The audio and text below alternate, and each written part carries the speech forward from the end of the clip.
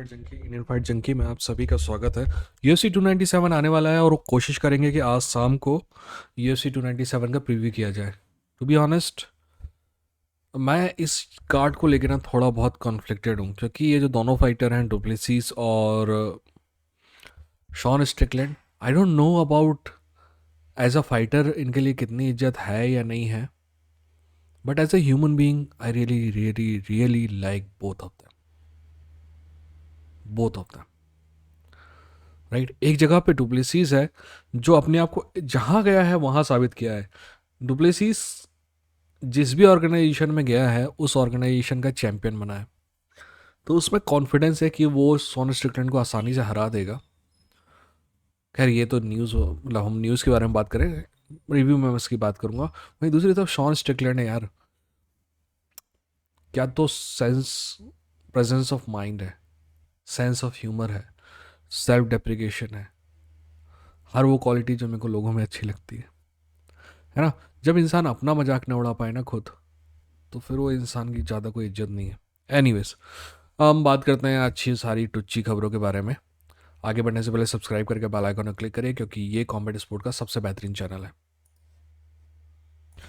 सबसे पहले हम जिस चीज़ के बारे में बात करने वाले हैं वो है सऊदी अरेबिया का UFC की जो कार्ड है वो पोस्टपोन हो गया है, और उसका कारण बहुत सिंपल सा है। UFC की दो गलतियां हैं।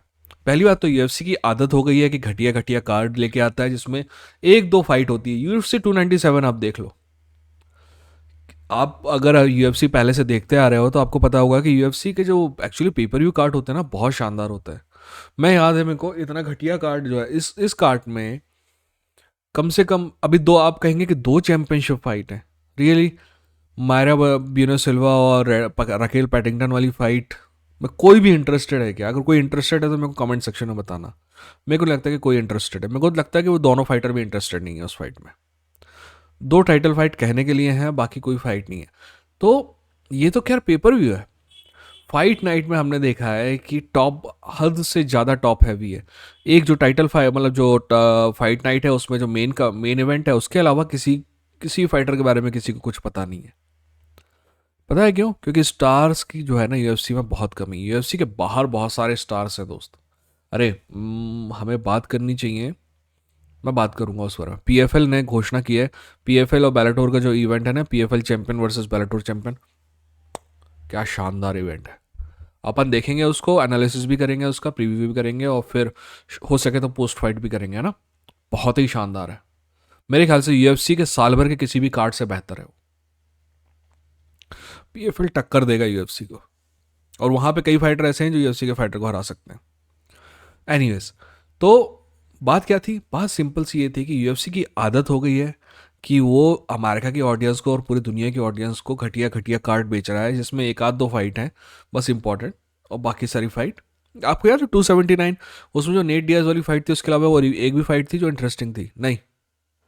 एक्चुअली नेट डियाज और हमजा चिमाय वाली फाइट भी इंटरेस्टिंग नहीं थी, एक तरफा फाइट थी वो तो बाद में चेंज हो गया और थोड़ी इंटरेस्टिंग हो गई। That's a different thing, but card तो ऐसा बनाया नहीं था। तो UFC की आदत है ये सब करने की, बट जब उन्होंने सऊदी अरेबिया का जो फाइट नाइट था उस पर ये सब कर दिया, तो सऊदी अरेबिया ने बोला कि भाई ऐसा है कि हम चूतिए नहीं है, ये जो कार्ड है ये हमको पसंद नहीं आ रहा है, ठीक है ना, इसमें इनफ वजन नहीं है, तो इसमें कुछ अच्छी फाइट डालो, और जब तक नहीं डाल सकते तो इवेंट को पोस्टपोन कर दो। तो उन्होंने इवेंट को पोस्टपोन कर दिया। मैं आपको ना एक और बात बताता हूँ। सऊदी अरेबिया वाले के जो भी है, आपके दिल में उनके लिए हो सकता है कि आपको लगे कि ये जो टूरिज्म के बहाने से वो अपनी रिजीम कब तक का चेहरा बदल रहे हो या बदल रहे हो, जो भी हो, ठीक है ना। मेरा मानना है कि दुनिया में अमेरिका से ज़्यादा घटिया रिजीम कोई नहीं है, तो अमेरिका वालों को तो किसी के बारे में बोलने का कोई हक है ही नहीं, ठीक है ना। आजकल इंडिया वालों की हरकतें भी कोई ज़्यादा अच्छी नहीं है वैसे। तो यूके तो ऐसा है कि अमेरिका के पर्सनल कुत्ते हैं, तो उनके बारे में भी बोलने की कोई ज़रूरत नहीं है, तो इन लोगों को बोलने की किसी भी हक नहीं है। तो सऊदी अरेबिया के बारे में आपका जो भी हो, पर सऊदी अरेबिया के बारे में एक बात पक्की है, जब भी वो फाइटिंग इवेंट कराते हैं ना, तो वो क्वालिटी से कॉम्प्रोमाइज़ बिल्कुल भी नहीं करते हैं। फाइटिंग इवेंट कॉम्बैट स्पोर्ट कह लें आप, और कॉम्बैट स्पोर्ट में प्रोफेशनल रेसलिंग को भी कर लें। वो बाकायदा जब WWE के इवेंट होते हैं ना, क्राउन जूल वाले जो इवेंट होते हैं सऊदी अरेबिया में, तो उनकी लिस्ट आती है सऊदी अरेबिया वालों की, भाई ये वाला फाइटर चाहिए है, ये वाला फाइटर चाहिए है और ये वाला फाइटर चाहिए, और अगर ये फाइटर नहीं होंगे तो यहाँ आना भी मत, ठीक है ना। तो वो कॉम्प्रोमाइज़ नहीं करते हैं। तो ये हो गई एक गड़बड़ कि आप या घटिया से घटिया कार्ड बना रहे हो और सोच रहे हो कि सऊदी अरेबिया ले लेगा। दूसरी गड़बड़ जिसके बारे में आपको नहीं बताएंगे ना आपके सो कॉल्ड यूट्यूबर, क्योंकि वो इंग्लिश के किसी चैनल में नहीं बताया गया, बट एक्चुअली 3-4 आर्टिकल हैं जो उसमें बहुत शानदार तरीके से उसको एक्सप्लेन करते हैं। वो ये है कि डेना वाइट जो है, डेना वाइट ने फ्रांसिस नगानू को ह्यूमिलेट करने के चक्कर में, उसका मजाक उड़ाने के चक्कर में, पिछले वाले जो सऊदी अरेबिया इवेंट है ना, जो क्या था, सऊदी अरेबिया का जो सीज़न या ऐसी कुछ करके था, राइट, सऊदी अरेबिया सीज़न या फिर जेद्दा सीज़न या जो भी था, है ना, उसका मजाक उड़ाया था और सऊदी अरेबिया को ये पसंद नहीं आया। पता है क्यों ये प्रॉब्लमेटिक बात है? पहली बात, साउथ अब यूएफसी को अपने टोटल रेवेन्यू में से बहुत बड़ा रेवेन्यू हिस्सा जो है वो अबू धाबी फाइट से मिलता है, और अबू धाबी से मिलता है पर्सनली। यूएफसी को सिर्फ इवेंट कराने के लिए अबू धाबी से पैसा मिलता है, बाकी सारी बातें तो छोड़ दो। वैसे ही सऊदी अरेबिया से पैसा मिलने वाला है। सऊदी अरेबिया ने बोला कि साला तुम हमारा पैसा भी ले रहे हो और हमारे देश में जो फाइट हो रही है उसको भी बदनाम कर रहे हो। तो ये जो बकचोदियाँ है ना डेना वाइट की, डेना वाइट को लगता है कि कभी they will not come back and bite him in a fucking ass, but they do, है ना। जो आप बोलते हो ना शब्द, वो घूम के आपके पिछवाड़े में ही जाते हैं। एनीवेज, तो एक और बात है, डेना वाइट की आदत है, डेना वाइट $600 मिलियन का आदमी बन चुका है, फिर भी उसकी हरकतें वैसे ही हैं कि वो बॉक्सिंग ट्रेनर है बोस्टन में जैसे कि। एनीवेज, आगे बढ़ते हैं। अगली खबर जो है, हमजा चिमाएव ने कॉल आउट किया है इजराइल अदेसानिया को। हमजा चिमाएव से जुड़ी 2 खबरें, ठीक है ना, 3 खबरें एक्चुअली, तो अपन एक एक करके तीनों के बारे में बात कर लेते हैं। सबसे पहली बात तो हमजा चिमाएव ने कहा है कि मैं जॉन जोन्स से फाइट करना चाहता हूँ, मेरी ड्रीम फाइट है, और जिसके लिए आई रिस्पेक्ट है। जॉन जोन्स अभी जितने भी फाइटर फाइट कर रहे हैं, जितने भी फाइटर एक्चुअली एक्टिव हैं, उनमें सबसे बेहतरीन है, इस बात पे कोई शक नहीं है। तो ये ठीक है। दूसरी बात जो हमजा चिमाएव ने कही और जिसमें मेरे को हंसी आई, कि हमजा चिमाएव ने कहा कि दोस्त ऐसा है कि यूएफसी ने ना मेरे को कमारू उस्मान की फाइट के समय वादा किया था कि मैं ही नंबर 1 कंटेंडर हूँ। दोस्त, यूएफसी ना अपने बिजनेस को देखता है, किसी और चीज़ को नहीं देखता, उनके वादों पर विश्वास नहीं करने का है। मैंने आपको कहानी बताई ना, एडी अल्वारेज और हबीब और कॉर्नर वाली फाइट के बीच में, किन तीनों के बीच में नेगोशिएशन कैसे चल रहा था। तीनों को प्रॉमिस की गई थी टाइटल फाइट। एडी अल्वारेज तो एक्चुअली चैंपियन था, बट बाकी दोनों को प्रॉमिस की गई थी, और फिर दोनों को एक दूसरे के खिलाफ यू नो मोल भाव के चक्कर में हबीब का पत्ता काट दिया और कॉर्नर का केस लग गया। तो यार कमीनापन तो चलता रहता है, तो कोई विश्वास नहीं करो यूएफसी के उसमें।